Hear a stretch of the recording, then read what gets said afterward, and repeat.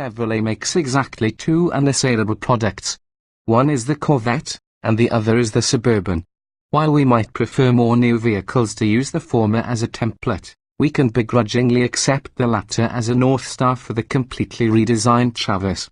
And what a redesign this is, taking last year's outdated minivan surrogate from back-off-the-pack anonymity to best-in-class contention in most every area. High's powerful V6 engine, smooth transmission, nicely outfitted cabin. Lows can get expensive, torque steering FWD models. A taste of bourbon. The makeover starts with a literal makeover. General Motors designers clearly took inspiration from the company's body-on-frame SUVs in the design of the Traverse. From its long wheelbase to its thick pillar, the new 3-row midsize ute resembles a downsized Suburban. It is an unabashedly masculine, truckish look, created to address what GM marketers say was the old Traverse's biggest turn-off to buyers, its soft styling. Like its larger-than-life brother, the new Traverse outdimensions its competitors. Its wheelbase stretches a staggering 120.9 inches, roughly 8 inches longer than its platform mate, the GMC Acadia, and the class stalwart Ford Explorer. At 204.3 inches in total length, the Traverse has 10.7 inches on the Acadia, and it even exceeds by 5.0 inches the beefy Volkswagen Atlas, the big boy that finished as the runner-up in our most recent 3-row comparison test. With much of that length devoted to its cargo hold, the Traverse boasts 23 cubic feet of storage behind its third row and 58 cubic feet behind the second row, with the third row stowed. That's 2 cubes more than the VW in both measures, giving the Chevy best-in-class cargo capacity. You might think that such a titanic crossover would also drive like a Suburban. But you would be wrong, because Chevy's engineers have done a masterful job in suspension and steering tuning. The old Traverse didn't feel like the two-and-a-half-ton elephant it was, and the new one drives even better.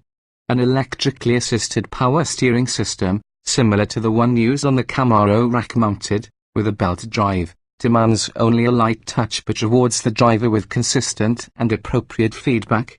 The new Traverse uses struts in the front and a multi-link suspension in the rear, a combination that absorbs harsh impacts without jostling occupants and delivers a plush ride. Driving dynamics are helped by what Chevy is touting as a 350-pound weight loss that brings the base Traverse down to about 4,400 pounds. We expect, once we get a higher optioned model on our scales, like the top-off-the-line high country trim that we drove for this story, we'll see a number more like 4,750 pounds. Even so, with a 3.6-litre V6 making 310 horsepower, the Traverse will have one of the better power-to-weight ratios among 3-row crossovers. While the Traverse V6 shares a displacement and a horsepower rating with the V6 in the GMC Acadia, this variant does not have cylinder deactivation and makes 266 lb-ft of torque, 5 less than in the GMC. Better than a measly 5 lb-ft of torque, however, is that the Chevy has 3 extra gears. The Traverse uses a 9-speed automatic transmission, which gives its powertrain a level of refinement befitting Cadillac, never mind GMC. Shifts are almost imperceptible, although aggressive driving can sometimes cause a bit of jerkiness on multi-gear downshifts. The new transmission helps the V6 Traverse pick up 3 miles per gallon in its CPA combined ratings, which climb to 21 for the front-drive version and 20 with all-wheel drive. Come to high country inside the Traverse, comparisons with a Cadillac also are appropriate, especially if you climb the pricing ladder all the way to the high country model, which is arguably GM Design's most fully realized interior. Its metallic trim pieces are classy, and the leather is a high-quality look.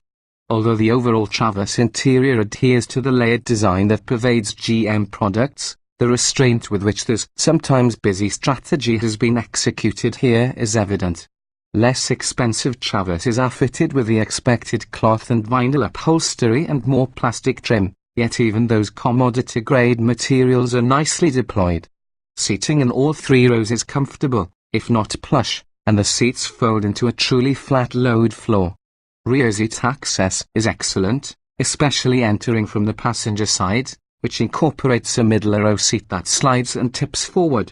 Legroom is plentiful, and the third row can even be adult-friendly if the second row is moved forward, but passengers in the way back have an uncomfortable lack of a side view due to the thick pillar. Chevy probably figures that those plugged into their electronics will not even notice, so it aids and abets the screen time generation with a standard pair of USB ports in each row. Conspicuously absent from this family-oriented hauler is any rear seat entertainment system, a tacit admission that the days of car manufacturers making big profits on electronics are over. In the same vein, Chevy's infotainment system has barely evolved in the past few years, except for the only way that matters. It supports Apple CarPlay and Android Auto, now available for the first time in the Traverse. The Traverse can be had with seating for 7 or 8, with one caveat. The second row bench seat is available only with cloth upholstery. If you want leather, you're getting captain's chairs, which means that if you want 8 seats, you're restricted to lower trim levels.